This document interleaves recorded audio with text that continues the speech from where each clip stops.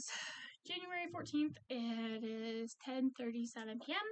and I have a little sister behind me who is making her way downtown, walking fast, faces past, and she's shower bound. Indeed. All right. Love you. Love you. Close the door behind you, please. All right. Okay. I want these off. So, second day's text message. I can ignore that. It was my second day of school today. I will still ignore that. My phone flashes when I get text messages, so obviously it gets my attention. I had a long day, so I have like nerve issues, muscle issues. Basically, I look young, but everything else is falling apart. That's the best thing about me is my face. I have skin issues and everything else. So, yeah, I guess that's the cost for youth. If anyone was wondering, eternal youth is everything else is falling apart. Actually, I don't know. I'm just making that up, but that would make sense. So anyway, I went to see my orthopedic surgeon for a cortisol shot. I think I said that right. Anyway, a shot in my wrist because I get them like every 6 months or so. It's like a steroid injection. I don't know, because my thumb's been hurting since school.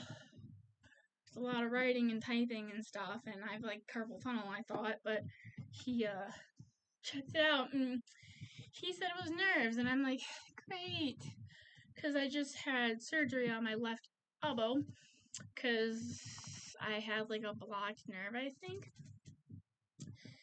So he's thinking we're gonna have to do another injection soon, which is not fun, but oh well, what do you do? Hopefully avoid surgery. But I do a lot of research because I like to be educated on myself. I like to be smart when I talk. Well, no, I just like to be educated. I am smart. So fibromyalgia and nerves and it all just kind of goes together, which is crazy, honestly. I found that fascinating. My BPD and migraines and ADHD and autism, and it all just is.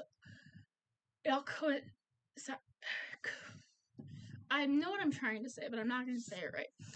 But like it all goes together, and I thought that was interesting. I wish we knew more about mental health, but we're not going to, so I will have to accept what I know. So yeah, I think that's interesting, but it makes sense. Because BPD, I'm learning, is essentially a brain injury. Well, I mean, not essentially, but I saw this TikTok, and unfortunately, in America, I'm going to lose it on Sunday, and a lot of my information about BPD I learned on TikTok. But, yeah, she said that most people that have BPD have brain injuries. So I was like, that's so fascinating how people don't realize, like, your early childhood is so vital, like how you're treated and your like learning and development to like your growth and how like you end up being in adulthood. And I want to be that voice. I want to raise awareness, not just about BPD, but child abuse and childhood trauma. Like, it's not talked about enough. You can't, like, child neglect. Like, I saw this thing that said, we can't tell the difference between trauma and autism because we aren't producing any untraumatized autistic adults. And I think that speaks volumes. we need to do better. And there are a lot of women my age who care more about going out and getting drunk and getting laid than they do about their children. And that breaks my heart. I cannot stand that. I am choosing not to have kids. I don't know if I can even have kids. I've been on birth control since I don't even know how long, but I was off birth control for a period of time. I was in a relationship, but I wasn't having intercourse. So like I wasn't even doing the things that you have to do to even get pregnant because I knew I could not be a good mother. And I refuse to bring a child into this, especially at this point where I'm at. If I'm going to be a mother, I'm going to be a good mother. I'm going to be a great fucking mother. And I'm not going to traumatize a child the way that I was. I refuse to. And if I have a child, if I have a daughter, I hope she's just like me. Bubbly, energetic. I loved being the center of attention when I was younger. God, I ate it up. I was so happy. Full of life. Always laughing. And I can't wait to get back to that.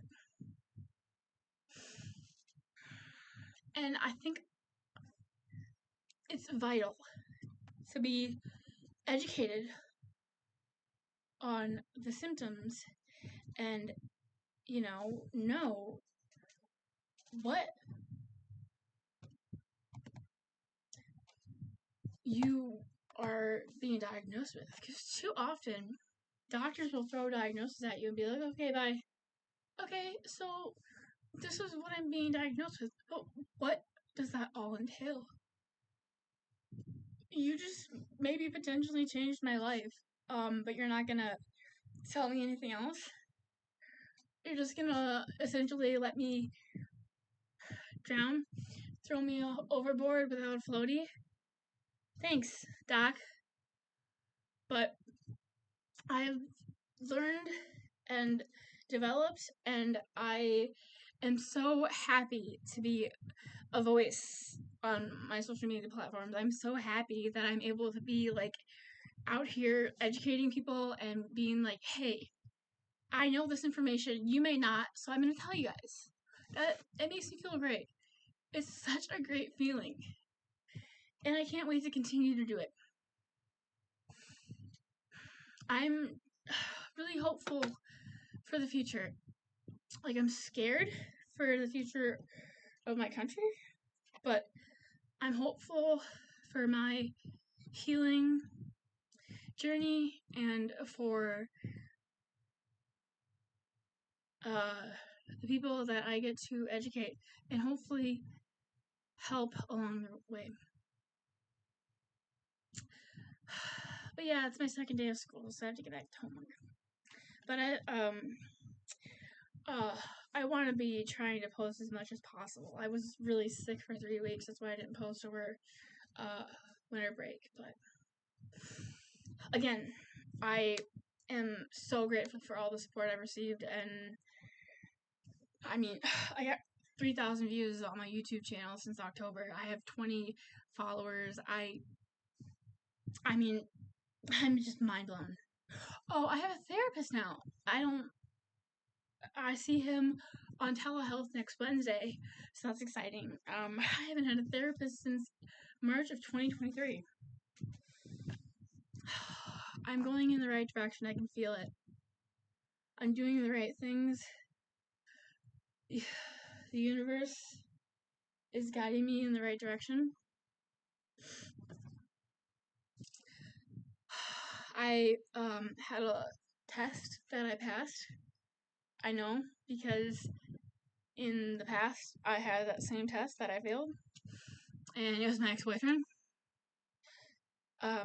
So I'm just really excited to focus on myself and just keep growing and improving. So I think this is the first time in a long time that my smile's actually reached my eyes. But yeah, like I said, back to homework.